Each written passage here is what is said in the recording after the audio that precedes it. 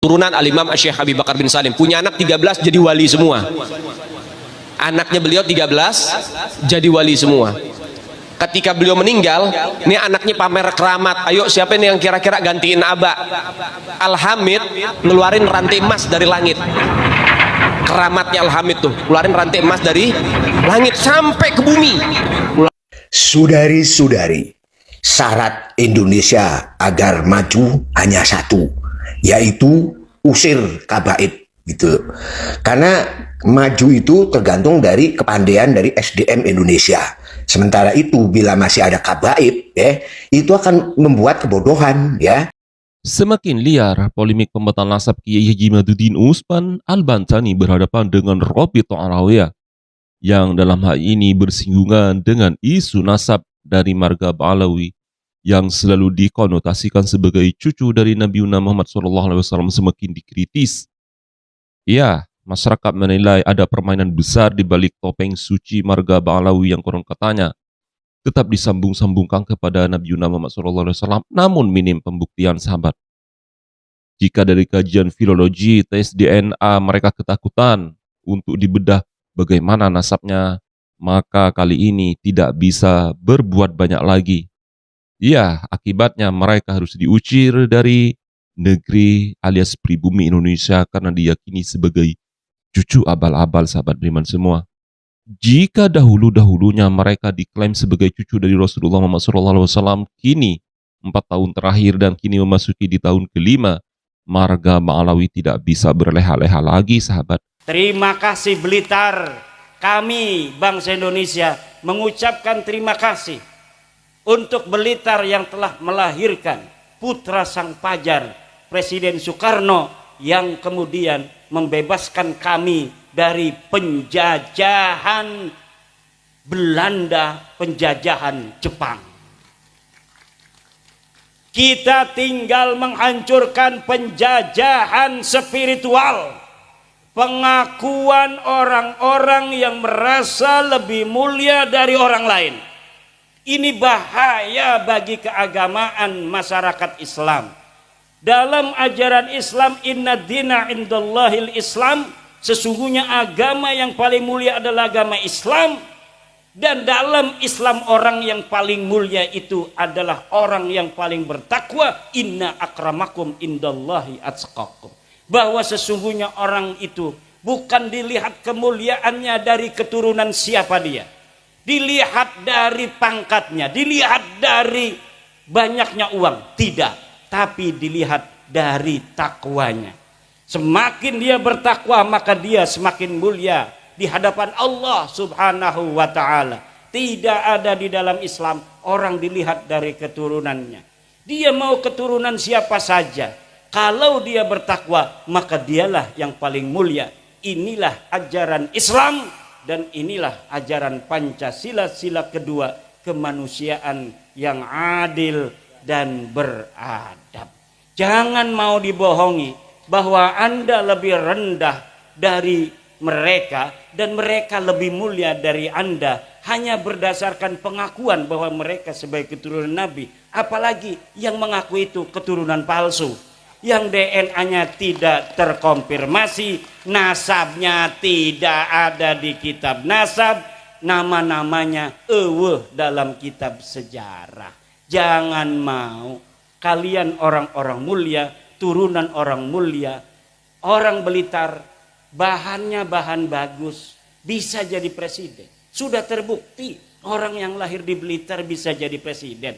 Haram hukumnya orang Blitar merendahkan diri di hadapan bangsa lainnya, apalagi bangsanya itu bukan bangsa Indonesia. Tunjukkan dada orang Blitar. Dada orang Blitar, dadaku, iki dadaku, endi dadamu, kata Presiden Soekarno. Indonesia menggugat itu siapa? Insinyur Soekarno. Sekarang Blitar menggugat nasab Ba'alawi. Tidaklah heran kalau Blitar ini menjadi salah satu pelopor di Indonesia terhadap peningkatan martabat, harkat, derajat jati diri bangsa Indonesia. Karena dari Blitarlah putra sang Fajar dilahirkan. Siapa saja orang yang terlahir dari Blitar pantas jadi presiden Republik Indo. Wis jam rolas, Bu. Kulane durung istirahat 11 jam nunggang mobil. Iki makin ngekone wis sing kenceng banget. Iki pura-pura dudu ora gelem, pegel. Nunggang mobil kayak setan bae. 160. Wih. Kita ngelilir, Bu, kenceng. Kalau kitanya lagi bangun kan langsung, jangan kenceng-kenceng. Tapi kan kita nggak bisa melotot terus. Kadang ada tidurnya. Itu kalau saya tidur udah 200. Allah, Allah. Semoga barokah Kiai Rosid, barokah Kiai Rosid. Kiai Rosid kita doakan panjang umur. Rambutnya gondrong, amin. Kiai Rosid, rambutnya pakai belangkon digondrongin, keren. Santri saya itu, Pak, santri saya, kalau dia pengabdian, lulus dari aliyah kan, ngabdi dulu setahun, nggak boleh cukur, suruh gondrong. Kenapa? Supaya nakalnya habis di pondok. Nanti ketika di masyarakat dia udah nggak heran lagi ngelihat orang gondrong macem. Dulu aja saya udah gondrong di pondok kan. Jadi udah beres nafsunya itu, nanti ketika ada di masyarakat dia tinggal jadi wali. Allah, Allah, Allah. Tapi kalau belum pernah agak nakal di pondoknya, nanti kurang ajarin yang ngumahiku ku. Wis dadi kiai ngebonceng-bonceng rang dan melulu. Iki bahaya iki. Kiai Saifuddin Zuhri, terima kasih. Ini Dan tentunya polemik siapa sebenarnya marga Ba'alawi dan siapa yang berhak diyakini sebagai cucu dari Rasulullah SAW masih kita layak kita dengarkan, bahwa mereka senantiasa gusar ketika diminta verifikasi dan data-datanya. Karena menurut sebagian para habaib, mereka tidak butuh pembuktian untuk menjadi cucu dari Nabi Muhammad SAW. Mereka diyakini oleh umat melalui mimpi-mimpi mereka bahwa mereka adalah cucu Nabi. Semakin liar tentunya karena Robito Alawiyah dalam hal ini masih belum bisa memberikan klarifikasi siapa sebenarnya marga Ba'alawi tersebut. Dan di tahun ini marga Ba'alawi tidak bisa berbuat banyak karena tesis dari Kiai Haji Maduddin Usman Al-Bantani telah menjungkalkan nasab dari marga Ba'alawi tersebut alias cucu abal-abal.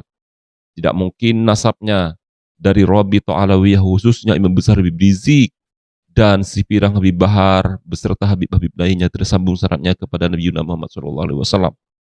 Serta adanya unsur keterpihakan antara pembatal nasab Kiai Haji Maduddin Usman Al-Bantani dengan para kiai Nusantara dan ulama-ulama pribumi yang senantiasa menjaga keluhuran bangsa pribumi Indonesia, bahwa makam-makam dan kuburan-kuburan palsu yang ada di Indonesia turut serta menjadi polemik tersendiri, sahabat beriman semua.